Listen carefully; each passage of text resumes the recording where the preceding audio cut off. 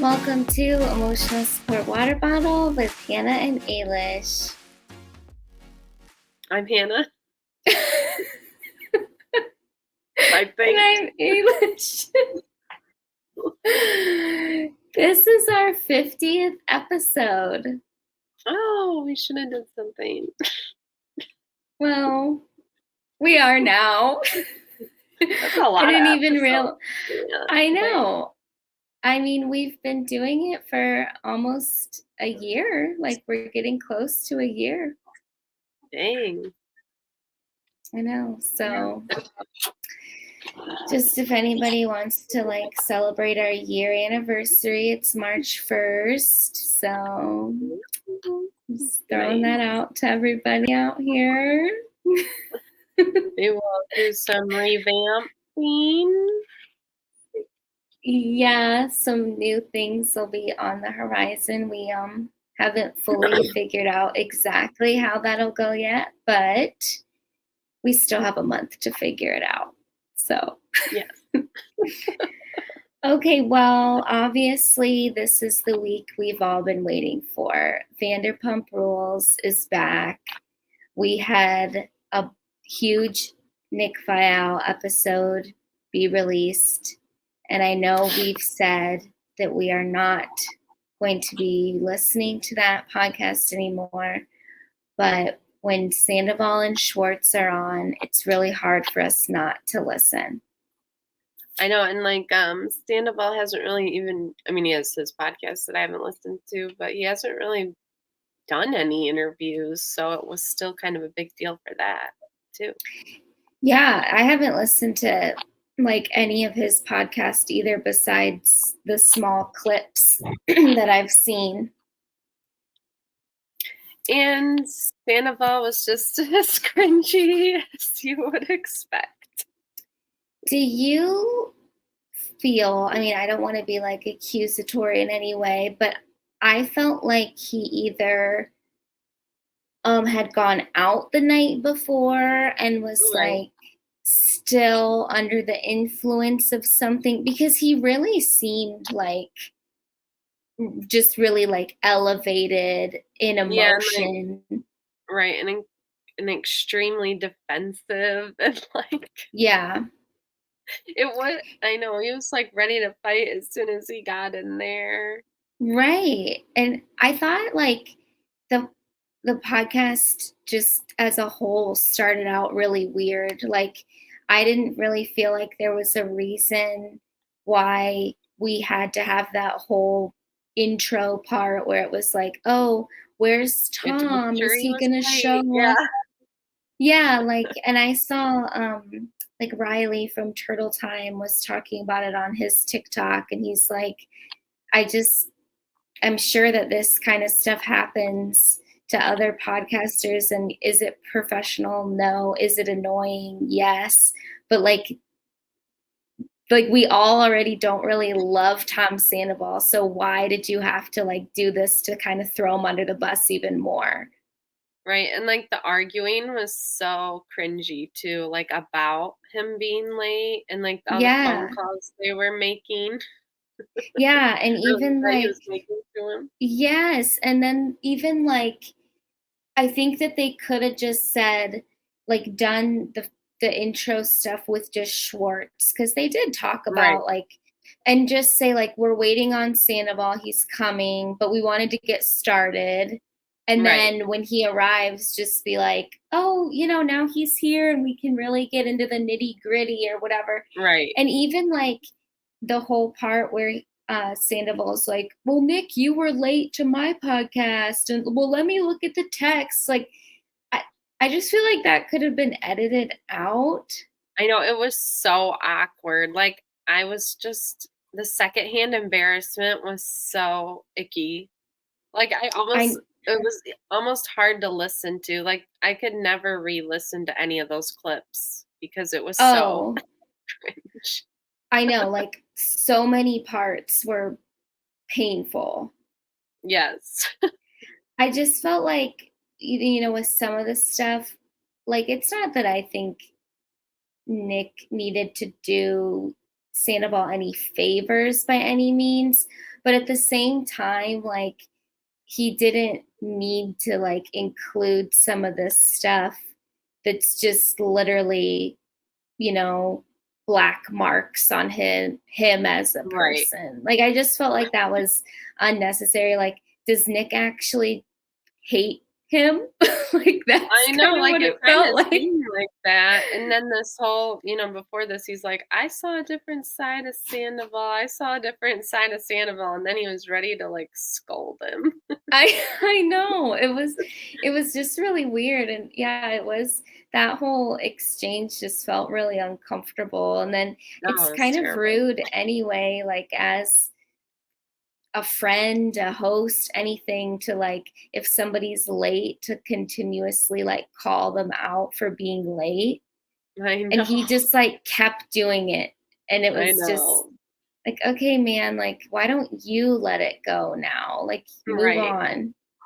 right, And I had text you while I was listening, like, just I'm so, like, I walk such a fine line with, like, being a Schwartz defender while also realizing that he has this, like, learned helplessness. But, like, I mhm, really felt bad for him in this situation because there were so many times, and I can imagine if we watched this video, we would see it, like, on his right, face, where he's just, like, trying to backpedal what Sandoval's saying and make it not, like, be so horrible and land so right. badly. And it's I just know, like, damn, like, oh my God, that must have just been such an awkward position for him to be in too. I know, and, like, even in the beginning when Sandoval was late and Nick is like, like, blah, blah, blah, like, he was trying to make Schwartz be like, "Why is he late?" Basically, and it's Yeah. like, Schwartz doesn't control him, and then he kept doing that too, he's like, "Why do you defend him so much? Why do you like Sandoval so much?" It's like, because it's his friend at the end of the day. I mean, what I took from that podcast was, I mean, they really do care about each other, Tom and Tom, in their own bizarre ways, but that's like a really close friendship Yeah. I and mean, I in was that way. thinking about it from, like, even with Jax, when Nick brought Right, up, "Why are you friends with Jax?" to Schwartz. It's like, think about all the stuff they've been through together. And right, when you've been, like, with people, or you've lived with people and you've experienced, like, such pivotal times of your life together, it's like, that's it's hard to not keep that friendship even if somebody does something really egregious or hurtful. So I thought it was right, unfair of him to, like, call him out on it and really question that. It's like, who even are you to question his loyalties? right, and it's like, as viewers, we only see them and their friendships and their dynamics, like, 2 or for, like, 2 months of a year. Yeah. So it's like you're not seeing all the other times and the times before they were famous too. Right, because they even lived together and worked together before Vanderpump Rules even started. So it's like they Right, have so many experiences that we haven't seen on television. And also Nick has only watched, what, season, like, 1 and 3, 2, he or 1 said. through Yeah. 3? Yeah, so please Right. just stop. I know, and Like, again, that was like 10, 11 years ago. mhm. Not saying that they've all changed and stuff, but I Yes, some mean, of them clearly haven't. still, yeah. I mean, I mean, overall though, like, just speaking on Tom Schwartz, like, I thought when he wasn't just trying to kind of translate for Tom, he I really liked some of the stuff that he said, and I felt like he tried to keep the conversation going when right, things were kind of getting a little dicey, and, like, I think he did answer pretty honestly about, his own personal life and stuff, and I just I definitely have like a soft spot for him just because he's just that like charismatic, like Midwest guy that you just like can't help but love. But then you think about like, damn, like, no, he really like, in some ways he hasn't grown, or just how he treated Katie last season was not cool at all. And like, Mm-hmm. he does some crappy things to people too, but I liked even how like that one portion where Nick was kind of coming at him a little bit and Schwartz was like, well, I feel like this is just really unfair questioning. Right. Like it was Right. nice to hear somebody like go against what Nick was saying too. Right. And I feel like Nick doesn't go at people like that. And so it was a little like, why are you attacking me in that way? Yeah, it felt like he clearly felt that he had the upper hand in this interview, and like Right. he felt like, I'm up here, both of you guys are down here. Like that's Right. how it felt to me, Right. how a lot of his I interviews did feel. like I did think he shined a little, I don't know, when he said, like, Sandoval, you just get really defensive in public and stuff. And he's like, but no, really, we have had good conversations and stuff. So hopefully that's actually true. That's why it's so frustrating that we didn't get to see that on Special Forces. I know. Like, And maybe at that time, I don't know. And then it was like when Nick kind of came at him so hard, it was like we weren't ever going to get there with him. no, because he immediately just went on the defensive. Right. It was, to quote Sandoval, even though he was talking about Ariana, this interview was not a good look for him.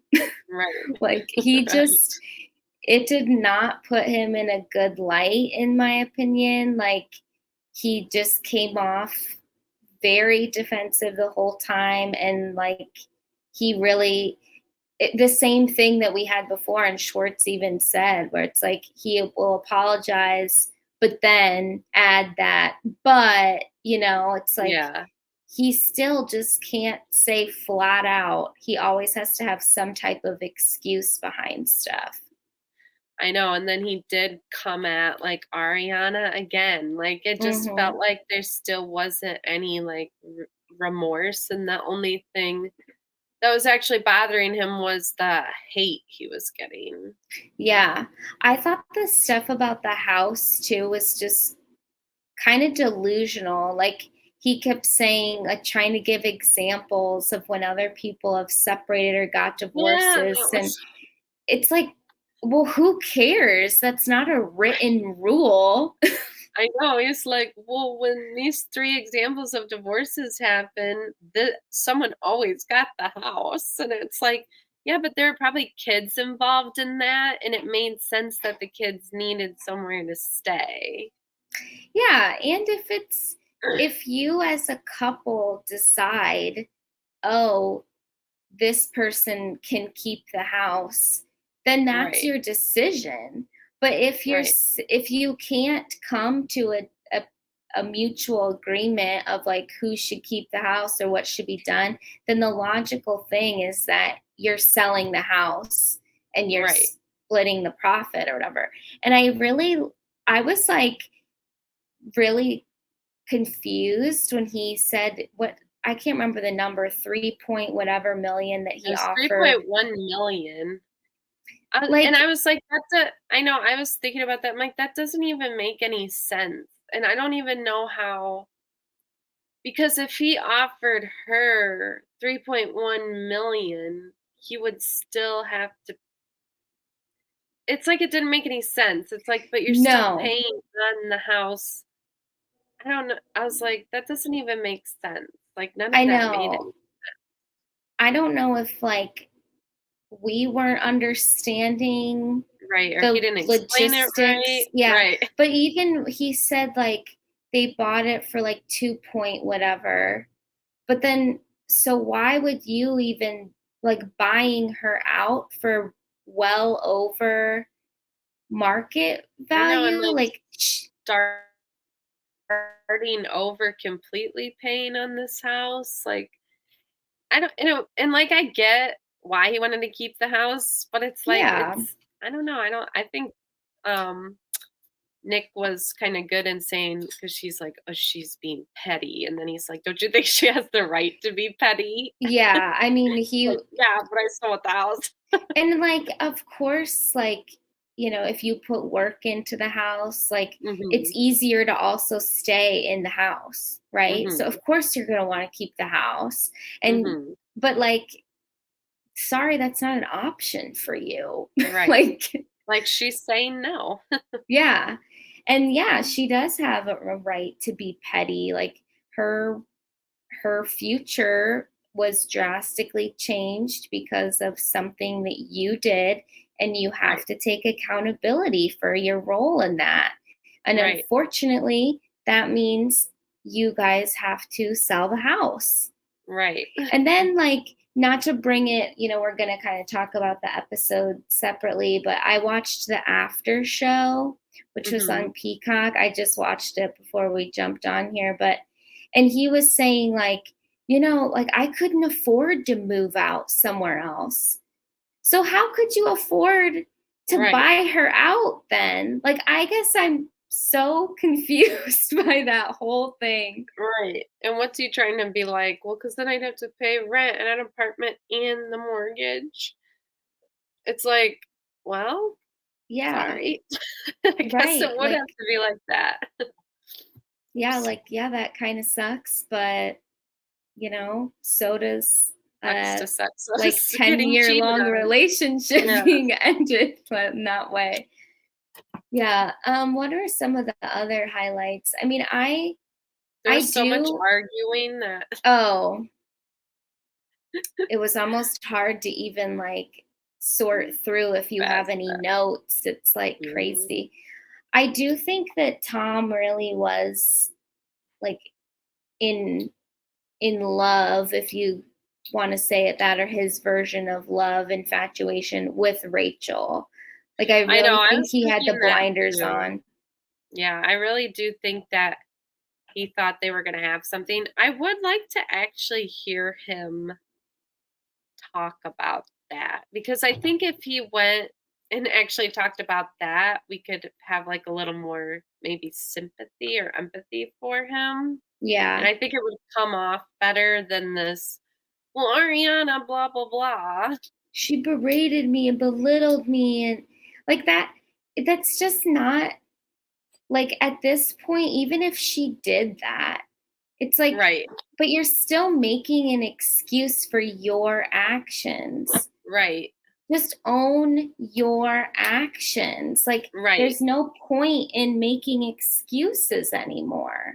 I know. And it's like he can't. It's like he's got to try something different. And I think maybe talking about how much he loved Rachel would be maybe a better way to go. Route. Yeah, I think, like, I know what Nick was trying to do with, like, kind of being a little confrontational with him and asking the hard hitting questions. Right, But it's almost like with him, you kinda had to put the kid gloves on and right, go at it from a really, like, soft perspective and almost be like, "No, like, I'm here to listen to you. Like, I right, want to know your perspective." To kind of, like, boost his ego, make him feel right, safe, and then he would talk about more. right. Yeah, it's like just the way they came into it, it wasn't going to go that direction. No. I mean, it was off the rails from the very beginning. Yes. So, and then it was weird too with they were talking about their trip to, where did they go? Thailand, right? Yes. Yeah. And the tiger thing, and Schwartz is like, "Look, we were not aware of Right.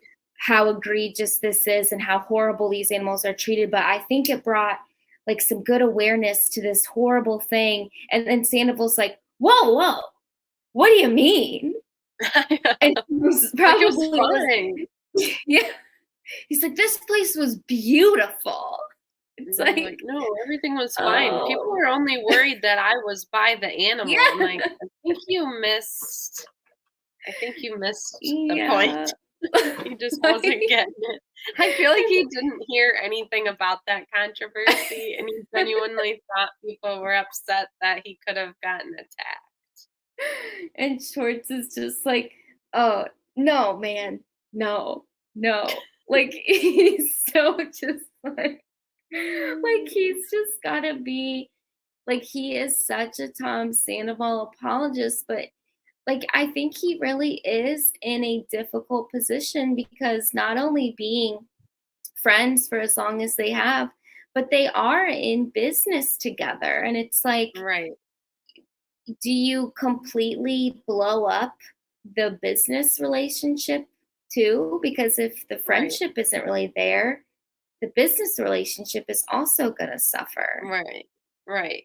I know. So he's in such a weird position. I did think it was interesting now that he said Sandoval is kind of taking a step back from Tom and Yeah, or Schwartz and Sandy's. right, but that he was still financially involved. Yeah. So, that was interesting. I wish Nick would have asked about the Rachel and Schwartz makeout thing, especially Yeah. after she said that her and Sandoval were hooking up when they were all in Mexico and stuff, and I kinda wish he would Mhm. have, like, asked about that in, like, a what like, the friendship part of it. Like, what were you like, your friendship sorry. I'm sick, everybody. I'm doing my best thinking. But, like, You're just, like, the making friendship sense. of okay, of, like, defending that or, like, being involved with that, and I wish they would've, like, gotten to that dynamic because I was like, I just don't know if we would, like that just seems crazy to do for somebody. I don't know, like I know. Eh, I know. And especially since she said like no, Schwartz knew the pretty much the whole time. right, So like I mean, I think we've kind of gone back and forth too where like we thought that he knew longer than they said, but right, that he didn't know the whole time. I guess I can totally see it going both ways. But if right, you think about it, that like he knew the whole time, how big of a player was he in that game then? And what were the right, conversations, yeah, with the whole Schwartz and Rachel like kiss? Like, did they all come together and plot this? right, Like, like, I still feel like that's, like, never been addressed or answered yet. It's like, yeah. why and then it's just like, so she's making out with your best friend, and then you're going and hooking up with her several times. That's just like, what? Like, I'm just mind blown. Yeah, I mean, that's something that I don't think I could ever do. It's Like, just weird. I it's don't know, just so it's weird. bizarre. And it's almost Uh, just completely nonsensical. Like, why did that need to happen? I know. So weird. But, But and do you have any other like points from the interview? I feel like it was just so hard to even I know. I feel like no I guess just overall, I don't think anything good came out of it. know. And I think as much as I don't want to, I am going to listen to the Viall Files tomorrow, which is Thursday, to Oh, hear yeah, what they Whitney. say. Well, I wanted Oh, and what 100% they about, yeah, but because what they said, like, feedback they got, yes. see And what I their want to responses know, yeah, like, how'd they end things? Like, are they never talking to Sandoval again? Like I know, because it wasn't really clear. right? Oh man. Anyway, well, should we get into the episode? Sure. Well, I didn't write like a ton of notes because it There wasn't wasn't like like a jam-packed. no, it was just kind of like, oh, this is what's new. We're Mhm. done. It actually like just made me so happy to see everybody on the screen again though. Hmm. Like I was just like, "Oh, they're back and it's so cute and I'm so excited."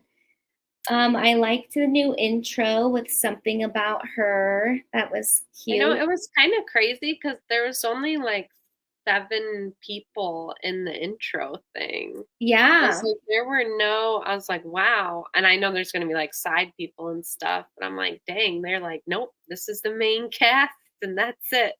I know, like they usually have other people in the Yeah, opening credits. I know. And Allie wasn't in it.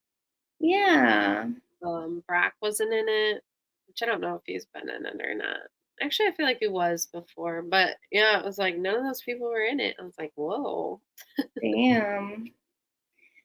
So we kind of our first shot is Ariana at the house and she's like making a comment about making her own latte because that's been something that Tom has thrown out so many times that he would make her lattes every morning. So I thought that was kind of like cheesy that they Right. included that.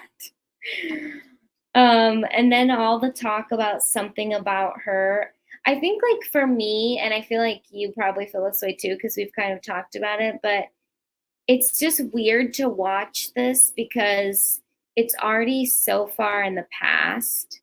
Yeah. And like we know, like they're talking about something about her, but now we're at the end of January and something about her still isn't open. Right. So it's just kind of So weird, like the yeah. timing of everything and what's happening in present day. It's just very Mhm. apparent, I guess, right now. Right. Um, and then Tom and Rachel were still together at this point. They were sending like little packages and stuff back and forth and postcards and whatever.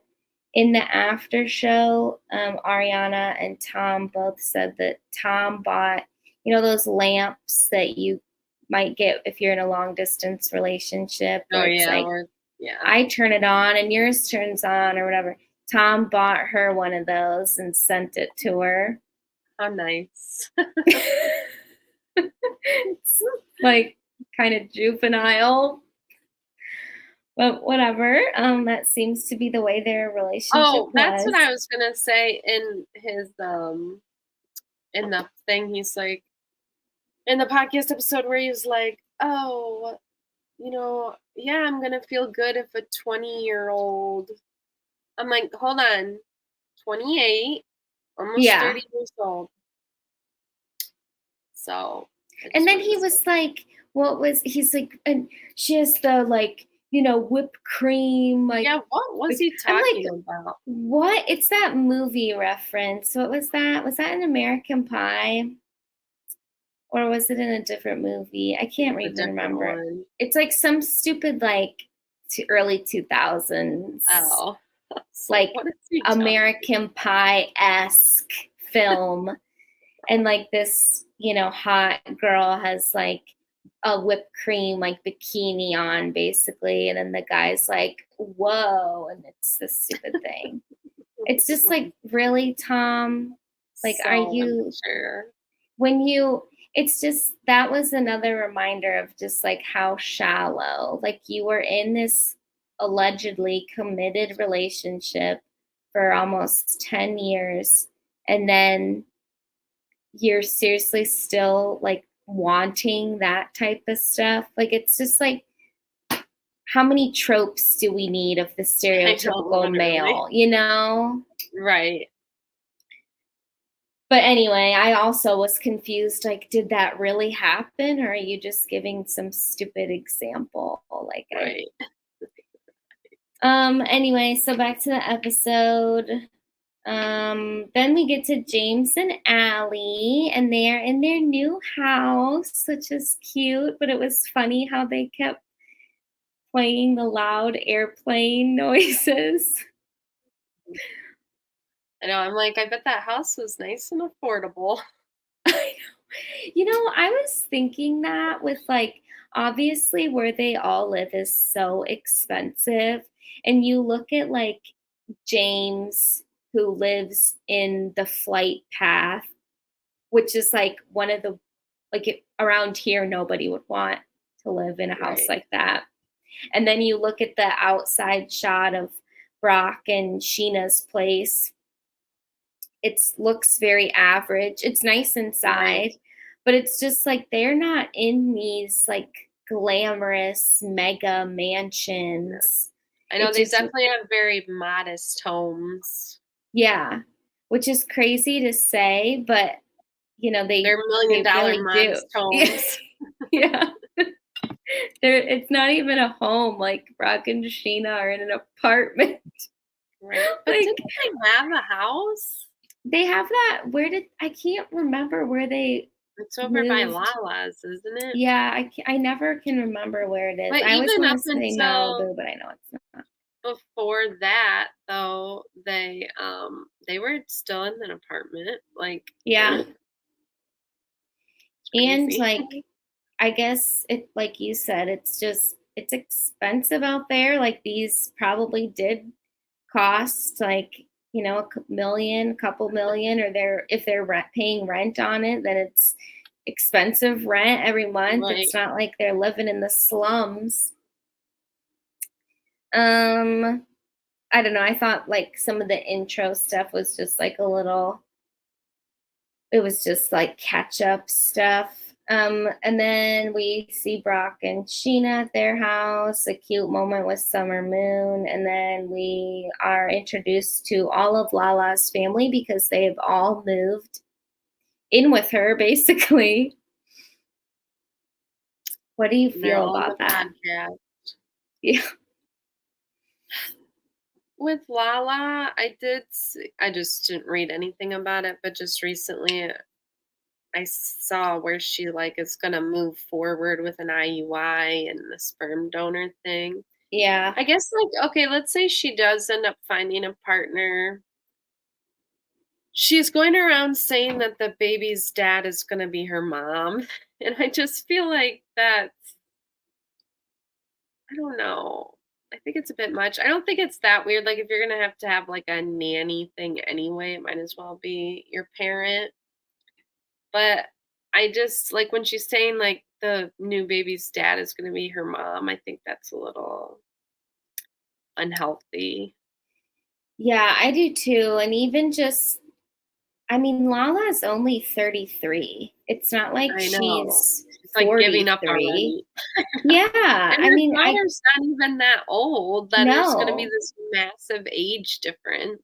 I guess it's like almost for me who's like 30 and single, it's like me selfishly, I'm like, geez, like, is that gonna have to be me in a couple years? Like, I'm moving back home with my dad and having a freaking Raising a baby sperm with donor. him. Yeah, Yeah. like, is that what life becomes? Like, I guess it's weird too. Like, she's just not even giving herself a chance. Like, your I mom know, I lives with you. do. How are you gonna date somebody? Right. I know,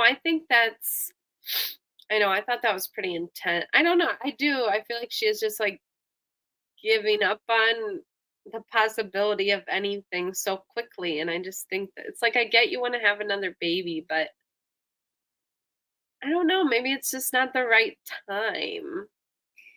Yeah, and as far as like her family being close to her, I mean, I don't think there's anything wrong with that, especially if you don't have a ton of family and it's like, Right. well, you know, move out here, but to literally be living in the same complex in the same apartment. Like, that's just Right. to another level. And she are about the kid thing, like, she already makes comments about how raising Ocean is so challenging, and like it seems kind of difficult on her mom too, and her brother's helping. So it's kind of selfish, in my opinion, to bring in another child when you're already enlisting so much of your family help, but like you're still doing it on your own, Right. like And I just don't. like even for the kid that is born via the sperm donor, like Mhm. that's gonna end up being a really complicated mental situation too in the long run. And then you've Yeah. also got the drama with the other dad. And I feel like Yeah. she's just not like thinking of it like that. Not that there's anything wrong with using a sperm donor and all that, but I do think she's just kind of like, well, this is what I want. Right. And I think you're right when you talk about the timing too, like especially with the Randall stuff. It's like Right. that's not done or behind Right. her. And and I don't want to say that she's not like stable, like she is as far as money coming in and stuff like Right. that, but it's just like I don't know. I feel like she still is working through stuff, and Mhm. raising one kid by yourself is hard, and like you do need to rely a lot on others around you, and it just feels like she's really like leaning in hard and then just being like, well, I want another kid, so I'm going to Right. just do it. Right. And like the first time she had a kid, she had like the night nurse and all that stuff. Mhm. It's like that's probably not going to happen this time. And I know her mom's there and stuff, but it's going to be a lot different Yeah. situation I without guess having the partner. too, like I'm pro, people doing whatever they want if they want to have a baby and they want to do like a sperm donor, like Right. good for you. Like when I think about it for myself, it's like if I don't want to just like have a child that's Right. mine and like some random person's. Right.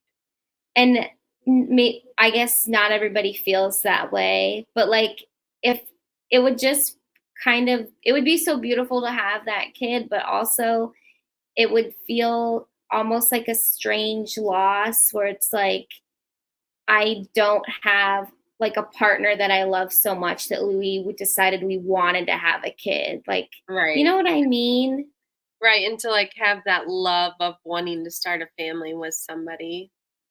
I also Yeah. do find it a bit of a kind of a privileged situation Oh, for too. sure. And it's like you can be like, "Yeah, I want a baby," when there's, like, other people that are, like, single and can't afford something like that or can't afford after the baby's born to be that single Mhm. parent and have to do, like, childcare and all that stuff too. So it's like, no, it's just I don't know, it is a complicated situation, but yeah, I do think it is really, more of a not I guess not more of a beautiful thing, but it's a beautiful thing to have a kid with people and like start a family with somebody that you love and like have this loving relationship where you want to share a family together. Yeah, and like so much too. I mean, with your own kids, you're like, "Oh, like he looks like his dad, or Right. he does this like his dad, or he does this like me." And Right. it's just like with a sperm donor, I mean, it's just like, I know. well, I didn't really see a picture. I just got Right. the stats of this person on paper. Right. I don't know who they are. It's almost just like, I mean, I guess it's similar to adoption where Right. you kind of don't know a lot about, the background, but I don't know, it's just I think it would be for me that would be a really difficult decision to make, Yes. and it just seems like Lala is so like gung ho with like I don't need a Mhm. man. I can just have a Right. kid. I don't need anybody else. But, Right. like, I just wonder, and I know she was burned the first time, Right. but it just makes you wonder, like, is she kind of pulling the trigger on this too soon? Right. I feel like she is. But and Mhm. that's the thing too, like, something could happen to her mom tomorrow too. Yeah, I mean, And heaven then it's forbid, like but right. Or even just anything like a stroke or something where she's yeah. still now she needs all this full-time care and you don't have that partner. I Mhm. don't know, I don't know, and, like, I do think Lala could and I think that's the thing too, like, I feel like Lala could find a good guy. Yeah, I do So it's like too. I just think it's crazy that she I don't know, it's like giving up, and then if you do find that partner, now you've got these 2 children with 2 complicated situations, and that's gonna be Mhm. a lot for somebody else to take on too. Yeah, it definitely will, and just, you know, the mom lives in her place and Easton's, like, in the same, complex. It's like And they're that's a employees whole, now. yeah, and they're on the payroll, so it's like it's really complicated family dynamic to bring someone else into, and it's almost like, and we'll get back to the episode stuff, but she's kind of bringing down some walls and like talking about her feelings and vulnerabilities in some ways, but it's almost like she's like subconsciously creating these other barriers with this stuff, with like her family dynamic, you Right. know and obviously, she can make whatever choice she wants. And I think having family close is amazing. And if you want to have another kid on your own, that's amazing too. But I just feel like she's kind of in a vulnerable state to be making such Right. life changing decisions. Right. So I guess we'll see what happens. I Yeah. mean, I don't know. Won't be this That won't season, even but be on this season. It'll be right. like, Next but season maybe. anyway, to speak about like her being more vulnerable, I think it is kind of nice, and we've said that, like, I think with her talking on her podcast in the past, we're like seeing some type of emotion other than, like hostility is kind of Right. nice from Lala. Yeah, it is. I don't know. I was so back and forth on Lala. But I yeah, it know. is. I am too, especially with, we'll get to where she decides that she wants to reach out to Rachel. And it's just like she has the conversation with Lisa about it. And I get where she's coming from with like, I was in a similar situation. But it's Right. it's almost like she's so flip floppy, and it's people can change their minds about stuff, but she Right. just goes 100% in on something and then turns the tables and goes 100% the other way. And we're just expected to like recover from the whiplash. Right. And I know and I like sometimes too it's like she only is sensitive to things about her. Like she's only now she that's what was so confusing. Like she didn't care that Rachel was being called a homewrecker until it was like, oh yeah, I just remembered that hurts to be called a homewrecker and I feel hurt by that. Like it just Hmm. I don't know.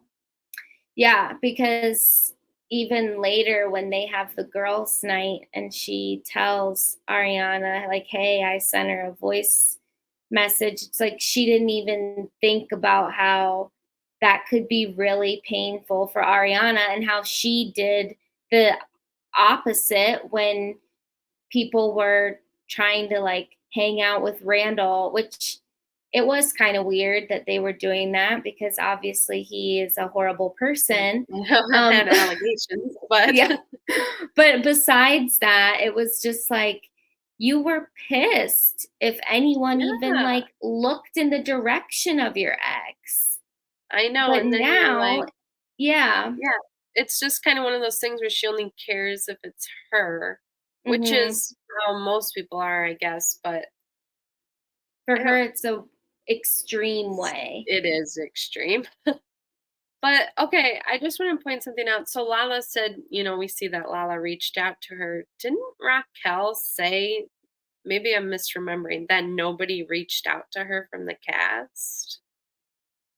I was confused by all that too, especially like she's allegedly in a facility. Like, I don't really understand the timeline fully. Right, And then Lala sends her this, and she's like, "Oh my gosh, she read it or she listened to it." And it's like, but we were told that she couldn't have her phone except for at certain right, times. So you're telling me at the exact time you sent the voice message, she right. just so She happened to could. have her phone.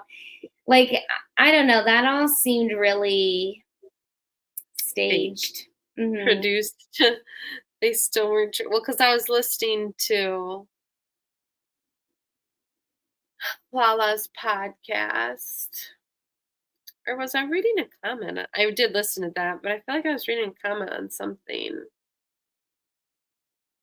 I don't remember. But they were kind of like, oh, maybe it was by him saying, the Alex Baskin was like, well, Oh, in the beginning, we weren't sure if she was going to be on or not or whatever. So then it's like, oh, so was Lala like putting these feelers out, and then and nothing to ended up help a happening. potential storyline. Yeah. I do believe that she felt some sort of compassion for Rachel. I thought it was weird, her reasoning for having the compassion, where she's like, when I saw that last, whatever, 5 minutes, and Rachel was like, if I don't have Sandoval, then I don't have anybody. But it's Mhm. like, Rachel, you're not going to have anybody because you betrayed everyone in Right. public.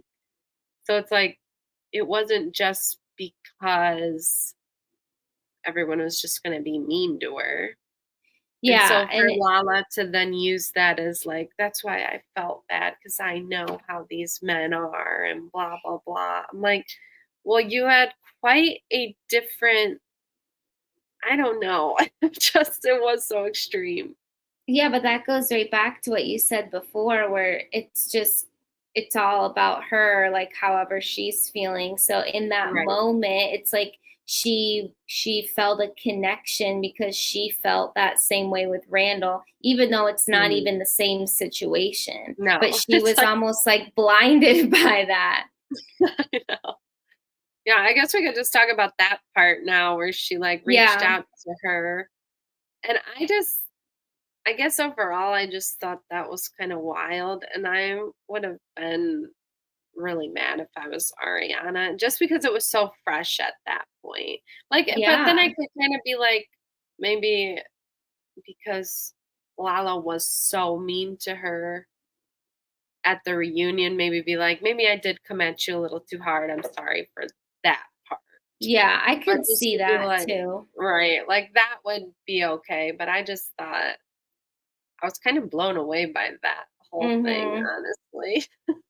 Yeah, it really if I would have thought anybody would reach out, honestly, I thought it would be Sheena. Right. Like, it just to have it be Lala, you're like, "Are you kidding me?" Like, I know, who's done nothing but since literally season 4 or 5, yes. ripped on this girl Yeah. over and over and, like, I get, like, you can be like, "Dang, I was mean," but it was like, it just seemed bizarre, and honestly, if Rachel didn't respond to that, I could totally see why she wouldn't. Like, Yeah, I mean, you've been what's nothing but mean to me this 100%. whole time. Right, before any of this even happened, they were Yeah. fighting all season because I just finished right before the new one, rewatching it all, and it was like just the whole season 10 even, which you kinda, like, forget about because of Mhm. everything that ended up happening. Everything I mean, else. they were still going at it, still calling her dumb, still Yep. calling her all these things. It's like The only, like, moment that they had season 10 where they kind of like came together was right, when Lala like apologized for saying that she was a homewrecker, like Rachel was a homewrecker because of the thing with Garcelle's son or whatever. And she's like, "You're not that. Like, I know what right, it feels like, and the woman's gonna get the brunt of it." Like, that was the only time the whole season that they had any nice moment. right. I thought too when she told Ariana about it at the girls' night, and like Katie's reactions were so funny. Like the faces she was making, she was just like, "Are you freaking kidding me?" Ew, But I know then she was her like saying like, "I get that your emotion, why you have emotion behind this, and how like maybe those emotions align, but like the players in this are not the same." Like, right. it's not the exact same situation. You can't just No, say, like, "I was that girl." Like, you weren't totally, though, because no, you you weren't weren't. friends with the wife. You weren't Yeah, I mean, it is different. You weren't coworkers with the wife. yeah. You weren't going over to the wife's house and hanging out with her, consoling her, Sleeping asking with him. questions. Yeah, Right, and during a funeral, sleeping with him, like, like, sorry, it's different. it is different. And And sure, like oh, go ahead. oh, I was just gonna say, and Lala is also a victim of or, like, Randall cheating on her as well. Mhm. And it's like, I don't know, she just kinda, like, got I don't know, kinda disregarded that, like, "Okay, but Ariana is also the victim," I Right. don't know, it's just And you can I think that you can support Ariana while still having some sort of compassion for Rachel because I think that she is naive in a lot of ways, and that's not an excuse for her, but like it's, I think, just the reality of the situation and right, how she did get like wrapped up in this situation with Tom. But like at the same time, you then also have to recognize all the ways that she was manipulative. So right. it's not just like she was completely bamboozled and she didn't know Ariana existed and Right, and Tom we just fed saw her the all this. right, and it's like we saw the scenes where Rachel's like, "Well, shouldn't you guys be, like, attracted to each other and, like, wanna be Yeah. with each other?" And she's like, "No, I love Tom, I love" it's like, you're hearing all this. Yeah. And she even You know goes the on, situation. like in the podcast, she was like, "Yeah, I was asking those questions to kind of get confirmation for myself while you were in the affair." Right, and then Like, continued going on, like, it just was I don't know, I just don't think she's, like, this insane victim. no, I think Lala really did just connect with that one emotion because that's what she's feeling right now and kind of disregarded everything else. I know. And I do believe that, or I'm assuming that now that we've heard from Rachel a little bit more and there's that no accountability or any remorse, Lala probably doesn't feel this way anymore. Yeah. And had she known that this is the way Rachel was going to talk about it, she probably wouldn't have reached out, maybe. That's what Yeah, I'm and telling she myself anyway. no, I you're right because I watched Watch What Happens Live last night too, and Lala was on. I didn't know she was going to be on. That was like a surprise to me. I thought someone would be, but and she did say that. She's like, "I'm glad that she didn't respond and that I didn't have a conversation with her because yeah, then I hear all these other things that like it kind of made Lala look a little bit like a fool that she even reached out in Right. the first place." Mhm. Did she say anything else about reaching out to her or why she wanted Um, no, it was kind of just the same stuff. Like wishy-washy? yeah, she just, felt like she had been in a similar situation, and but just because you were called the same names or whatever, like Right, the situations weren't the same. right, Like what I don't think that Lala was fully manipulative in her relationship with Randall. Like right, as questionable as her some of her decisions can be, I truly don't think that she would have brought him into her life as much as she did and chose to have a child with him if she thought right, everything was going to go the way that it ended up going. right, Like who would do that? right. Anyway, okay. So then we kind of go to Tom Schwartz and James having their like little like lunch or dinner or whatever. I thought that was just kind of like fun and nice to see. Yeah. Like I feel like we don't really see a lot. We haven't seen a lot of those two on their own, so it was kind of fun to see them interacting and like enjoying each other's company. Mhm. And we find out that James is fully not drinking alcohol, which to me is like crazy. When now we know just like how much he's DJing and stuff. Like, I guess it's just that perception of like you're in a club and like the DJs are crazy, but like he's just purely pumped up on like He's espressos and high on life. energy I drinks. know, Yeah. Like, it's I like know. wild. I know, he gets himself, like, all, like, jazzed up. It's like he Yeah. gets this testosterone boost from, like, Yeah. everybody being there for him, like, he's just I loving it. know. All the like dopamine from that just like sends Mhm. him into a Fuels it high. up. Yep. Yeah. I liked how Tom Schwartz said, like they were talking about the whole affair and how like Tom Sandoval was so adamant about the name of their bar being Schwartz and Sandy's. But like now, if you have your name attached to something like that, like you have to hold yourself to kind of a higher standard because Mhm. it's gonna your name is on this, so things you do will affect the business. And Mhm. this, like we've talked before with seeing Tom Schwartz on his Instagram and stuff, like it seems like he really is fully invested in this and trying so hard with the Right. bar, and he is proud of it. And I don't know, before this, it even felt like Sandoval was just almost kind of taking it for granted, it feels.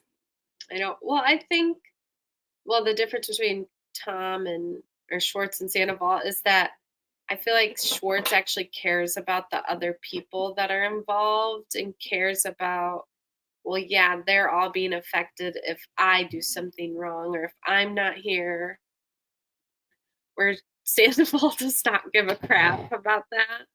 Yeah, So, that is so so true. he's like, right, and he's like, I'm more invested in like making this work because all these people are relying on us, and I don't want to let them down. Yeah, that is a great point. You're right. Ariana and Sheena go and get their little massages, and that's the first time we hear about Ariana's new boyfriend, Dan. Oh no! It's nice to see her. Like, well, now this is like a plus of how we're so in the future on this in present Right. day. Like we know that they're still together and doing well and everything. But it even was like at the time when they got together, you're like, whoa, like you're moving on so fast. I know, and then for it to be like literally 11 days after, was it 11 days or something after the Yeah. reunion? I was like, dang, I didn't even realize it was that quick. Yeah, I didn't realize that she had met him when she went to that friend's wedding in Mexico. Mhm. That's crazy. I know, it literally is, but cute. I know. So I'm excited to see more about him coming up this season and see him on the I show. That'll know be cute. I wonder how much will actually, like, be on it or be mentioned. Yeah, because I think, for episode 1, they're definitely like setting the scene and like talking about him maybe more than they usually would. And they have the FaceTime. So we'll see how much he's actually on. But he Mhm. doesn't live in the area either. So it's not like he's going to be on all the time. So Mhm. I liked how Sheena was open talking about her being on medication. That was the Zoloft for OCD. I know she's talked about that on her podcast a lot. It's nice to hear her being vulnerable about mental health struggles Mhm. and the stigma. And then they all go to Tom Tom because DJ James Kennedy is DJing.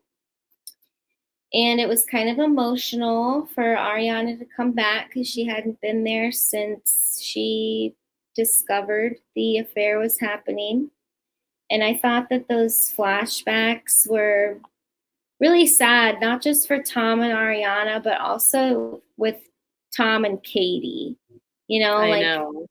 when this place came to be, like they were all together and they were very supportive of Yeah. their partners, and now they're supportive of each other, and the partners are no longer in their lives in the same way. It was just kind of I know. sad. They were gonna have all these businesses out here owning all of Yeah, LA. Not anymore. I know. And it just showed like how, I mean, that was a small snippet, but just how long and how much Tom and Ariana had gone through together. And I know. They really did have a full life just to end it so brutally. yeah. And like with talking about just the end of their relationship, and like how Tom was saying that like, oh, Ariana belittled him or whatever. It's like in relationships, like you sometimes have like a rough year, or there's Right. strains on your relationship because of outside factors, and you Right. kind of have to come back to each other. So I don't think that it's like if Ariana was kind of snippy to Tom, especially towards the end, it wouldn't even surprise me, and I wouldn't fault her for that because he was getting Schwartz and Sandy's going. There Right. was a lot of change with that and stress with that, and it's like I just feel like, I don't know, that's what makes you as a couple like make those hard decisions of like, are we going to work through this, or are we going to cop out and just like find somebody that fits our needs right now? And that's what Tom did.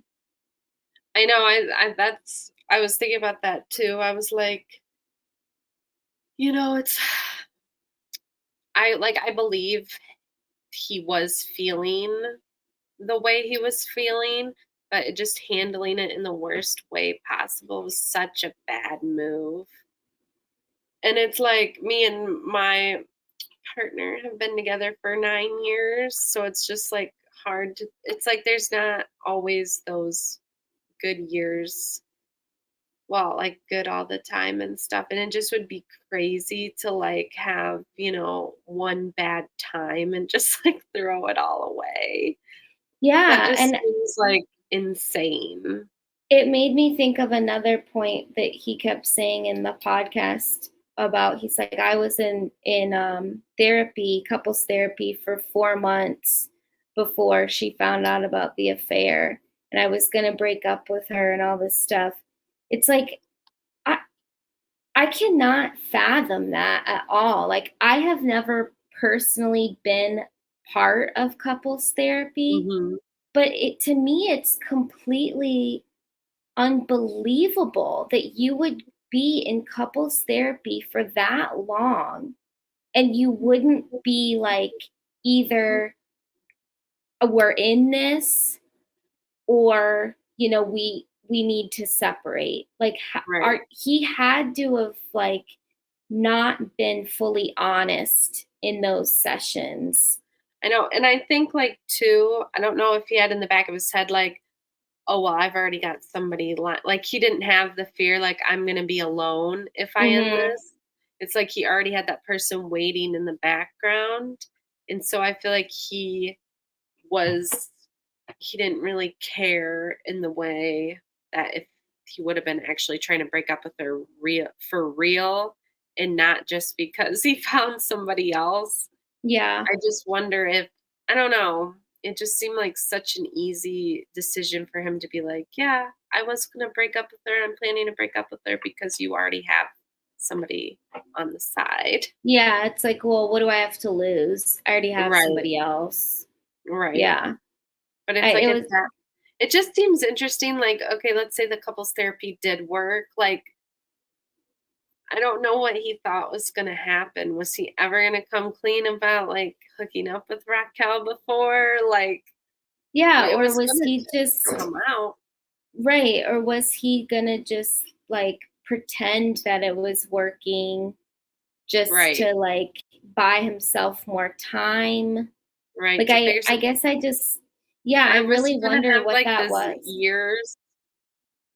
I know, I know, I just really wonder and I do believe that he got, and this isn't giving him any sympathy, but I do think the situation ended up getting way over his head more than he Yeah, was oh my expecting god. it to. But it's still, I don't know, it was just gonna kind of like, was it just gonna go on for years and years and years? And it was Yeah, like never gonna end. Like, yeah, and that's the he part he that just blows my mind. it was crazy how he was like, "Well, I didn't wanna do it at this time because we still had to film the confessionals, and then she'd have to go back and while we were broken up and talk about the past season." It's like, "No." Like, that's It's just wild. you justifying it in your head, and it's just Right. if you wanted to And they break up with somebody, then don't go to couples therapy to begin with. right. Exactly. It just felt like all these little excuses he keeps saying are afterthoughts. Like, there's no way he Right. was thinking about that in the moment, like he Yeah. says it was. Like, I know a couple that they're like, more my dad's age, or the one was older, one's a little younger, but they were married or whatever. They've been together for a long time. And then, kind of out of the blue, the one just says, yeah, like, I'm not in this anymore. Like, Mhm. I'm actually not happy. Like, I want to end our marriage. And the Mhm. other partner says, like, well, what do you mean? Like, I'm dumbfounded by this. This is coming out Right. of nowhere. But like, what can we do? Can we go to couples therapy? Can we work through this? Whatever. And the other one was like, well, we can go, but I'm not changing my mind. Like, I've already made this decision. Mhm. So it's just like, I feel like if you're going to go to couples therapy, you haven't already, like, you don't go into couples therapy already having it definitively in your head, like, I'm done here, or I'm Right. having an affair with somebody else. You Right. go in because you're like, we're going through something Let's challenging. I try. Yeah. want to work through. Or what I think Tom did, which was totally like pull the wool over Ariana's eyes and just like buy himself time. Right. Like, I'll just go because she's asking me to. We'll just Mhm. see what happens. Yeah. And it's like, and then I know in the past he said, and then we are going to couples therapy, and she was being better. It was the best she'd been in a long time. Yes. But You're it was right. like, Yeah, so maybe if you would have did the couples therapy first when you guys were starting to have this disconnect and he was starting to feel Mhm. bad, instead because at that point you had already had the affair. So Yeah. it's like it's just not like it was just so poopy. Yeah, I Poetic. totally forgot that he had said that about her too, and, like, Yeah, that's the but I'm sure point that'll of never come up couples. again. Right. But that's the point of couples therapy where Right. maybe Things are maybe the supposed one person or both of you are doing things that you don't even realize are hurting the other. And you right, just need to like be in a safe space to talk about it or have an outside person bring it to your attention and then you're like, right. "Oh my god, like I didn't realize I was doing that or I didn't realize it affected you in that way." And then she made changes to, what she was doing. Better.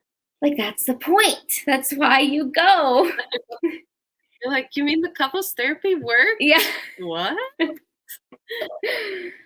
Anywho. So anyway, the Tom thing was a lot of like filler. We have the Lala talks to Lisa about the Rachel thing. We already discussed that. Sheena and Katie kind of have a talk and like make up, which, whatever. We'll see how long that lasts. I feel like we're in this like paradise right now where No, they're having a everybody, kairos after what happened. yes. If you know, you know. Go back to our other episode, Yeah. former Catholic schoolgirls. And then, the only other thing we already talked about the girls' night stuff, but the only other thing was Tom and Katie just kind of talking and when they do the exchange of their dogs and stuff. And I think that it really is nice.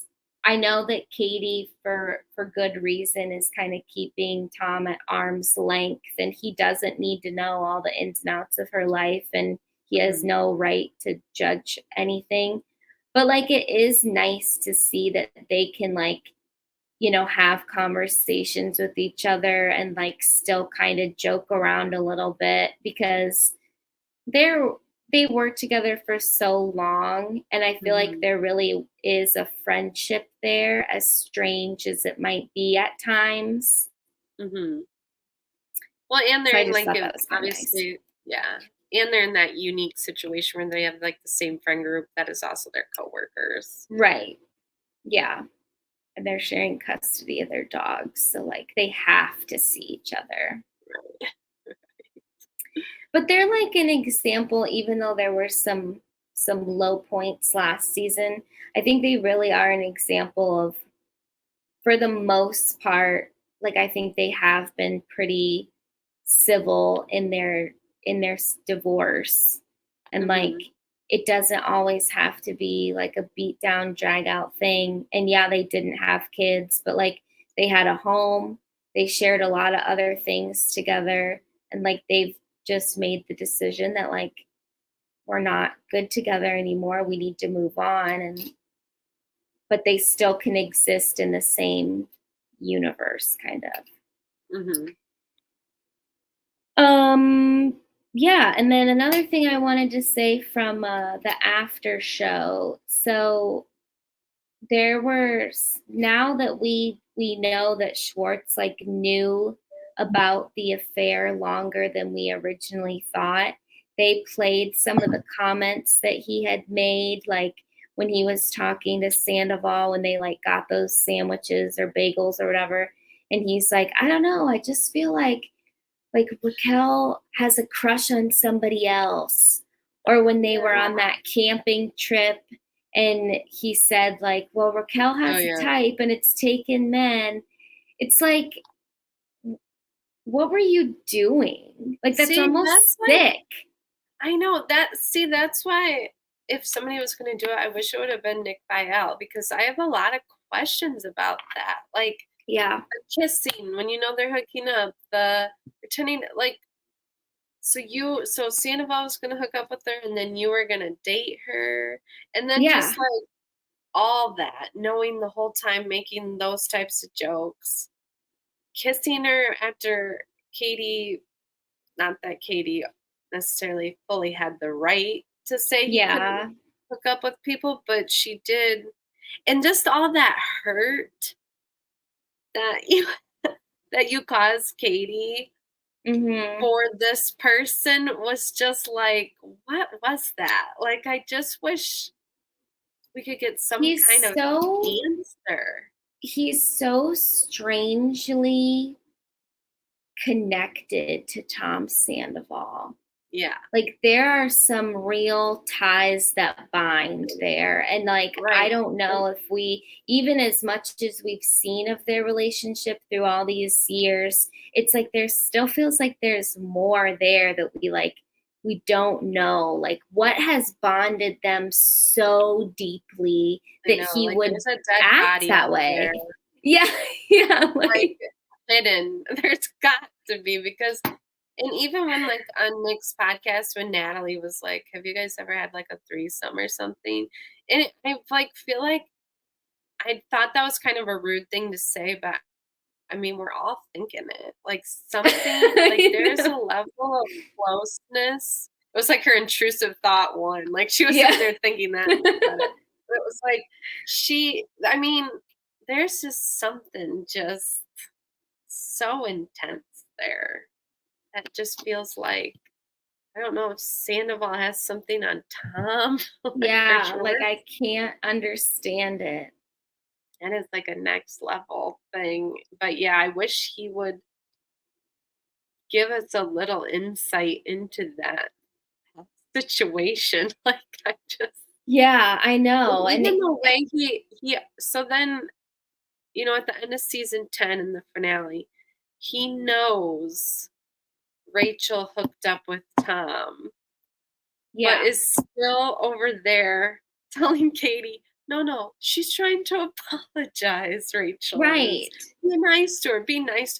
Like, it was literally like, "What is It's this?" Like, it was it's almost so like and I know that insane. he had a lot of other stuff going on in his personal life when all this was happening too, so I feel like he was, like, more scattered than he typically is, but it was almost like he literally was living 2 lives too. Yeah, Like, you can say Tom Sandoval's living a double life with his affair, but, like, Schwartz was basically in it as well, and, like, right. he's, like, saying the things that this group wants to hear, and then also saying the things that this group wants to hear while pretending he doesn't know this group even exists. Yeah, Like, it was very strange. it was, and like I said, I wish we could just get some kind of clarity on that. Like, I'll never understand that But yeah, situation. like, just why? Like, what? And then even him saying, like, oh, these little comments I made were like my weird way of trying to like call out the behavior, or like, oh, behind closed doors I did call Sandoval out for this and said he needs to come clean, but it's like none of that really matters because you were still making all these other choices that like go against that you even did Yeah, those things. right. Like, it's so bizarre. And, Yeah, like, I don't know, it was just so bizarre. Like, I'm, like, just dumbfounded by all that. I know. Like, I really, when I was listening to the podcast too, I almost wished when it was just the beginning part, I'm like, actually, you know what? Like, an interview with just Schwartz would be kind of nice. You know? Like, But I felt the like he would problem get right, more if it was just him, like Nick right, and would have. I definitely think it shouldn't be somebody like Nick who's kinda, like, coming at him, but at the same Hmm. time, Schwartz never addresses stuff that he's done wrong or, like, stuff like that, like, and he even was, like, shutting it down too with Nick, which I could totally see why he was, because Nick was kinda coming at him, and Yeah. he's like, "I don't wanna bring that stuff up, I don't wanna bring that stuff up," but, I mean, there has been stuff where I would like to hear his perspective on why he did some of the things he did. Well, and I can respect work that he does, or conversations that he has with other people that are in his private life. Like, I get that, right? And I wouldn't really want to be rehashing things all the time either, but when you are in the public eye in the capacity that he's in, and something big like this happens, and now we're about to watch the aftermath on our television screens, and you're here in this chair right now for an interview, it's like, you know Nick Viall does have the right to ask those types of questions. Right. And we as viewers kind of do have the right to wonder, like, what his thought process was. Even if he's already gone through it and processed Right. it and whatever, it's like, but we still have questions, and you've put yourself in a situation where it's almost like your job to let us in on that. Right, like a little something, and I like, a lot of Yeah. people have rewatched the seasons completely, Hmm. and it's like, I get that that was, 10 years ago for you or 5 years ago for you, but it's still continuous, like, patterns, and I Yeah. do, like you said, I do think we're allowed to ask why you're doing that. Yeah, and I mean, I guess he's allowed to not Say wanna no. Yeah. answer, but but then Like, it just, "Well." I think that's why it's like so many people, and I guess I'm speaking for myself specifically, where like I have such a weird feeling about Schwartz, where it's like I like, I watch him on this season, and I'm like, oh my god, like, I'm so overcome. Like, he's so charismatic, he's so charming, he's so cute, he does these weird things, it's funny. But then I remember all those other things, and I'm like, but I actually never got any clarity on like why you did these things, and Right. how you made yourself better. Right. So it's weird. Like, that's why I feel this weird like push and pull with him. Mhm. Did you have any other thoughts on the episode? Oh, bless you. Like, um, no. No, it wasn't, I mean, there wasn't really much going on, really. No, I mean, we definitely like talked about that for a long time, but we went into like other things that are happening Right. now. But like, I personally liked it as episode 1. Like, it was just kind of a refresher. Where are we? What's everybody Right. doing? It was a feel good first episode. Mhm. I did want to pose this question to you. So last night on Watch What Happens Live, they always do the polls. Yeah. And one of the questions was, who would you want in your corner of the 4 girls, Ariana, Katie, Lala, or Sheena? Who would Like, you want? is it a fight or, like, in my Yeah, like, corner, they're just my friend? no, like, I think to have your back. Ooh. Honestly, if I wanted them, I don't know, they kinda would all, like, I feel like Sheena, actually, probably not Sheena because she's really wishy-washy. So take her out. Oh, man. I Um, want to know like, if we're going to give the same I answer. know, like, I kinda wanna say Lala because she's scary and she could beat people up, but I don't know, I think I'm gonna go with Katie. That's what I said too. I know, I'm like, I think, like, now in rewatching and now I'm like, I don't know, I like Katie's really grown on me. Because and I think that's why I have the, not to keep going on about Schwartz.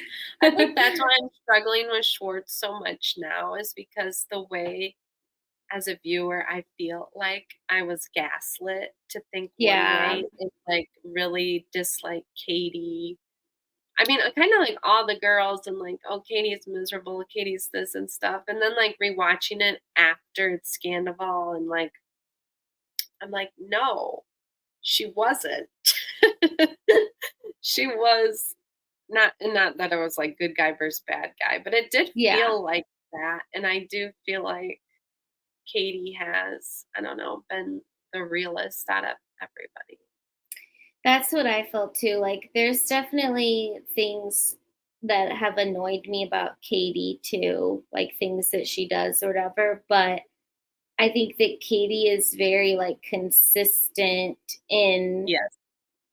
her feelings, and like she's gonna tell you how it is or how she's feeling or whatever, Mhm. whether it's something you want to hear or not. And like with I feel like she really is the most loyal, and almost like, I mean, when it comes to like her marriage with Tom, it was like loyal to a fault, where like I know. it was so clear to us as viewers. And you're right, it was kind of painted that like, oh, Katie's the wet blanket here, and Schwartz Right. is just the fun, happy-go-lucky guy. But like, it was clear to us that they weren't like a good couple anymore. And she still was like, I'm married. Like, I'm going to work through stuff. Like, we do have this love for each other, until finally she was like, no, like, enough is enough. Like, I respect myself more than to go through this relationship when like it's not serving me anymore the way it should be. But with Right. Lala, the audience voted 59% Lala, I'll say. I And think, like, initially, that's, like, the first thing you're gonna say because she's scary, you know? yeah, But then I think if you're really thinking about it, like, who do I want to be my friend or who do I want to be there for me? It's probably gonna be Katie. it's Katie. And even with Lala, like I thought in this scenario that we just went over with this episode, it's like, look how she did a complete 180 with the No, that's Rachel not thing. It's reliable. Yeah, it's like, how do you know, as if you were her friend, that she's going to go all in and like rip somebody's head off, and then, Mhm. a month later be like, "Well, I had lunch with so and so." And then you'd be Yeah. like, Wait a minute. I thought we "Excuse hated me?" them. Yeah. Yeah. So, Yeah. Yeah. I'm gonna go with Katie. I do wanna say one last thing about Katie. I do yeah. like that we got to see because how many people do we know that are in, like, these ho-hum relationships that they just stay in because it's Yeah. kinda, like, easier or it's not as scary or it's, like, just easy to stay. It's scary to start over. It's scary to, like, lose everything you built up. But the fact Mhm. that she, like, actually ended it Yeah. is just really kind of admirable.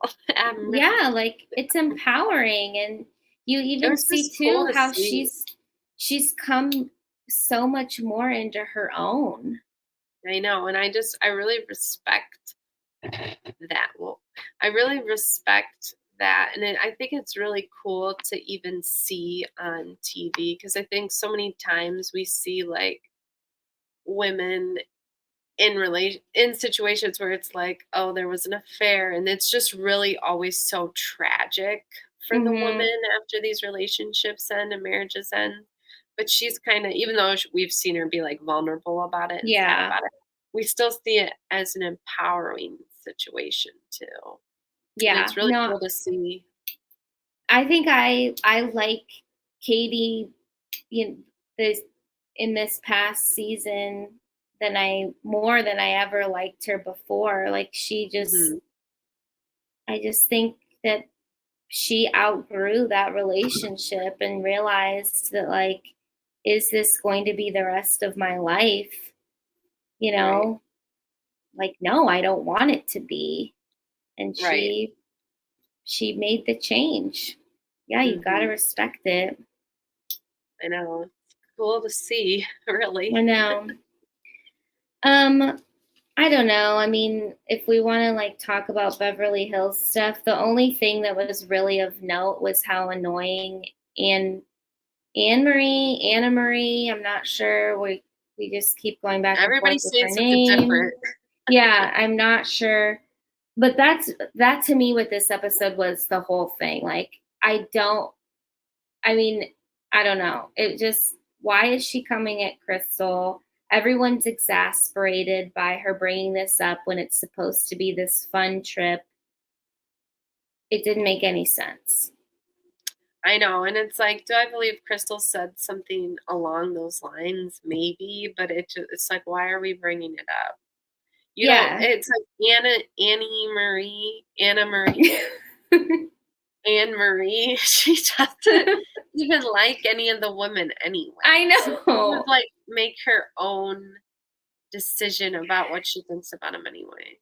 She also is literally making the case stronger and stronger every episode for her to not be back for another season. It's kind of wild.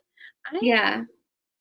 Well, and then it's like, because people have just come out so much within the past, like, feels like 2 years about reality TV and like the producers and all that.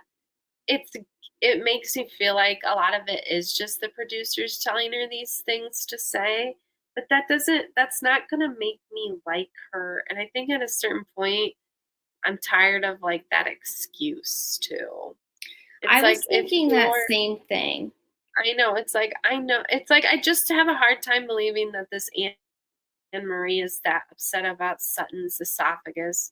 And the fact that they've had so many bad conversations, why is she even on this trip? Like, that just doesn't even make sense. I don't know. And it's like, I don't know. It's just a weird choice.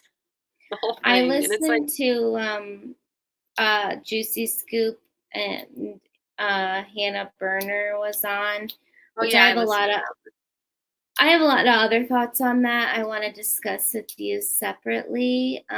But when she was kind of talking about that type of stuff with like the producers on the shows and whatever, it's like, I guess in this day and age, I also find it a little hard to believe that people that are coming into reality shows are going to be so easy to be manipulated, or so willing to just go along with these storylines or fights or conflicts or whatever that a producer puts in their ear.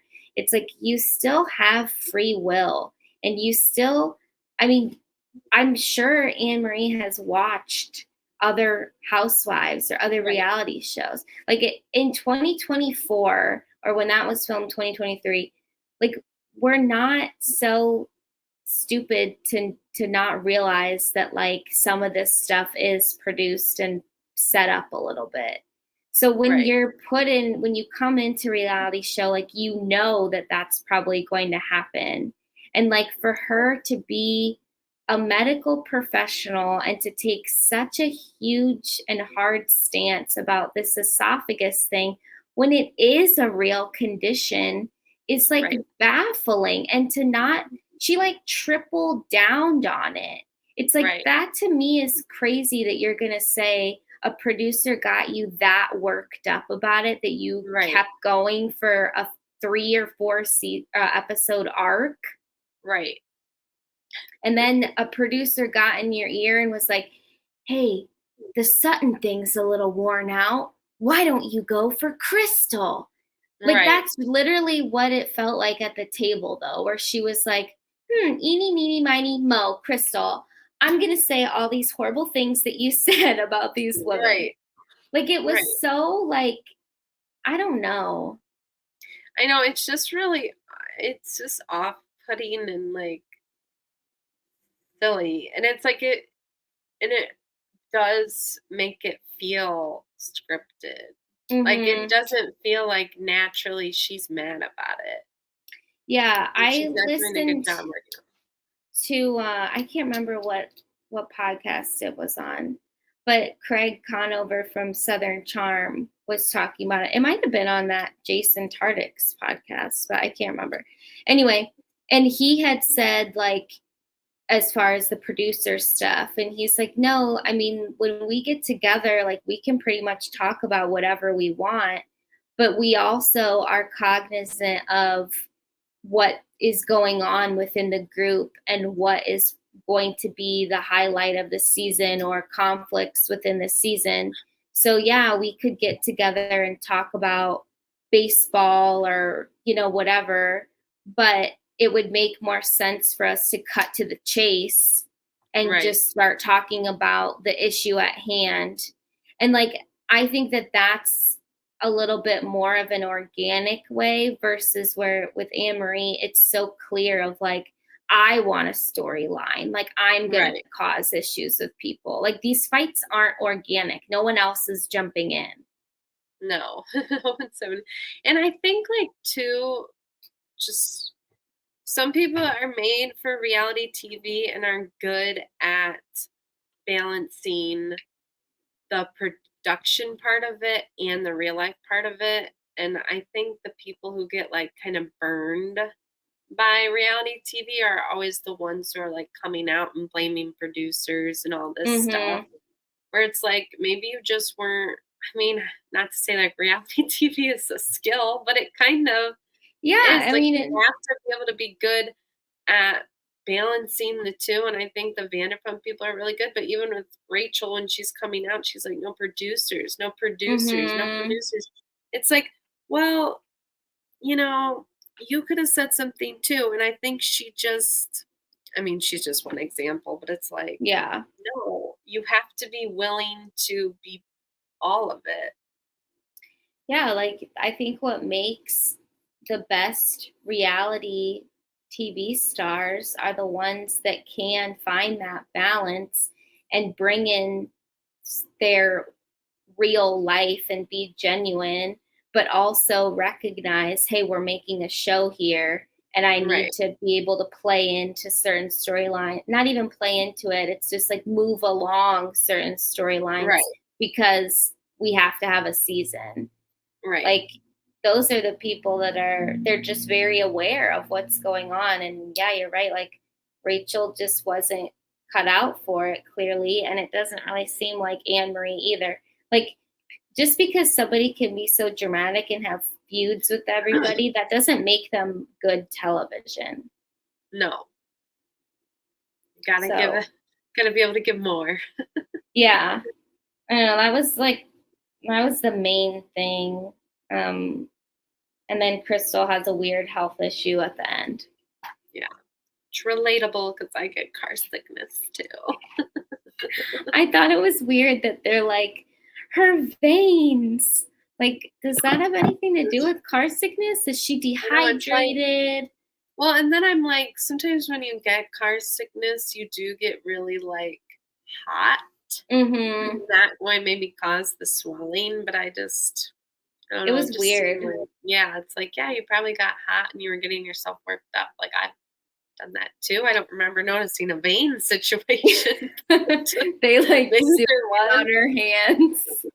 Right. Like, I mean, my veins pop out a little bit, but I don't know what. I know, her like sometimes they doing. are all out. Yeah. So we'll see what that happens with that.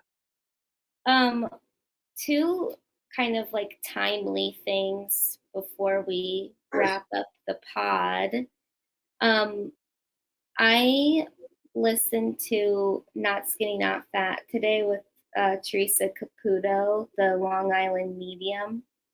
I just want to say, like, I don't know why this woman makes me so emotional, but like when she talks about like how she does readings for people or just how she like impacts people's lives, like I am just so overcome. Like it's like so, I just think that like being able to communicate with the other side is just something that like I wish that I like kind of had that skill in a way.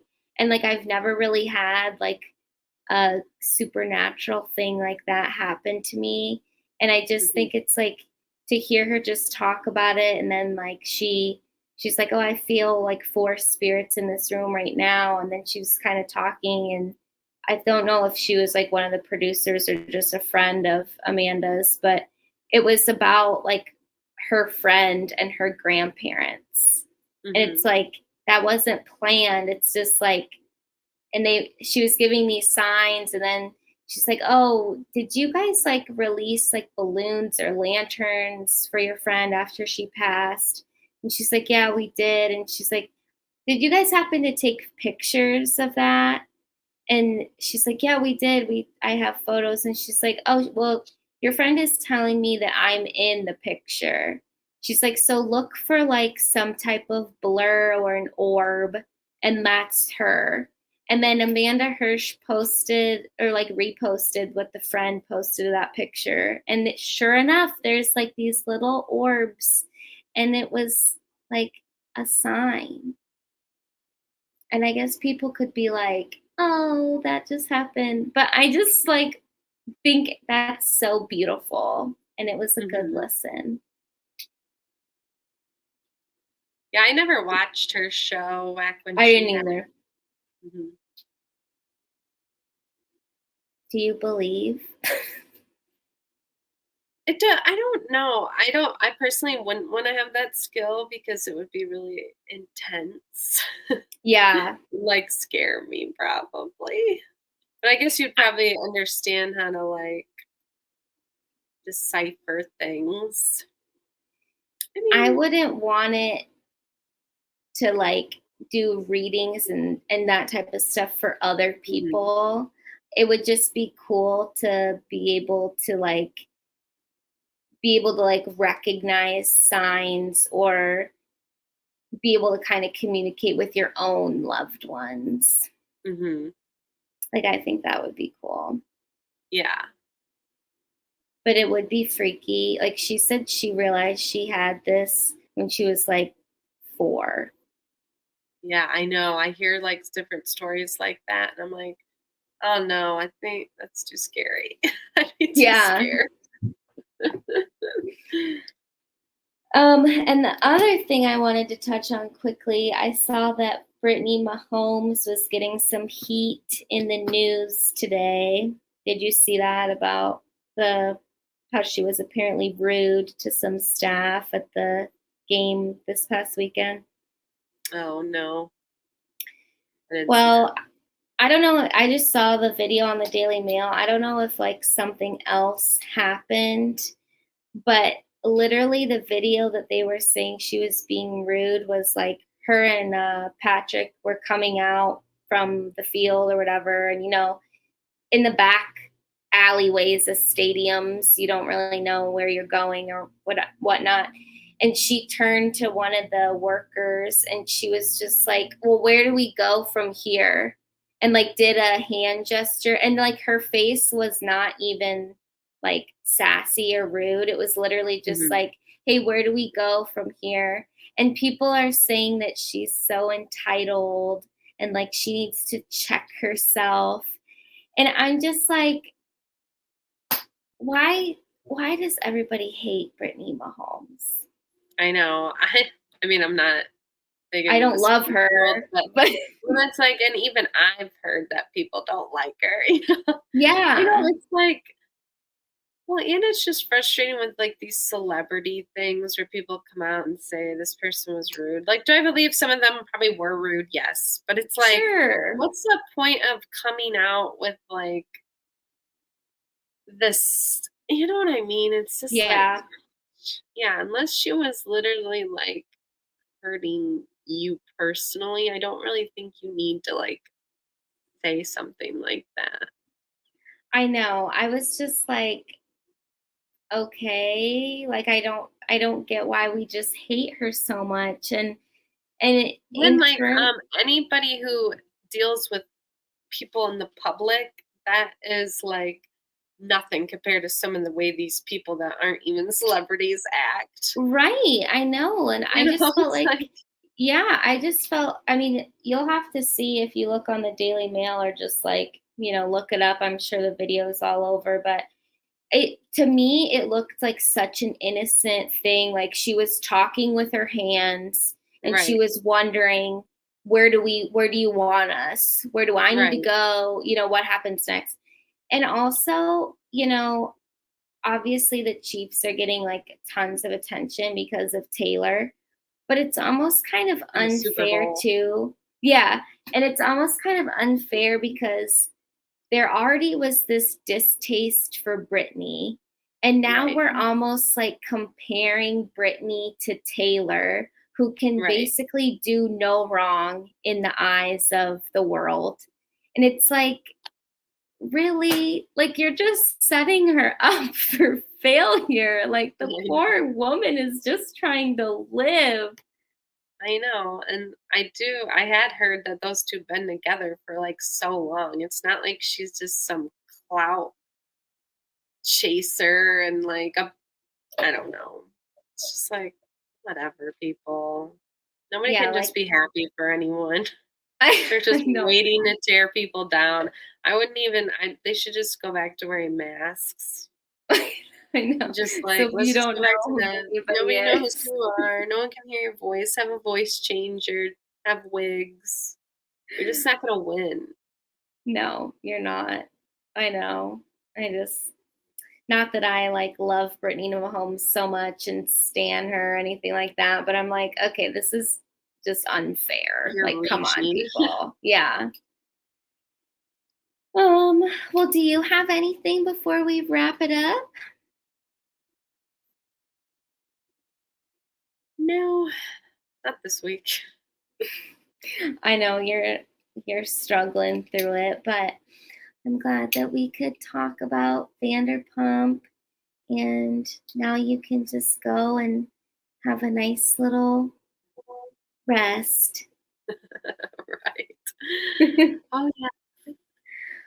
All right. Well, thank you so much for listening. I think our recommendation will probably just be like to hop on the Vanderpump train because we No. just Let us know spent what you most of think. this.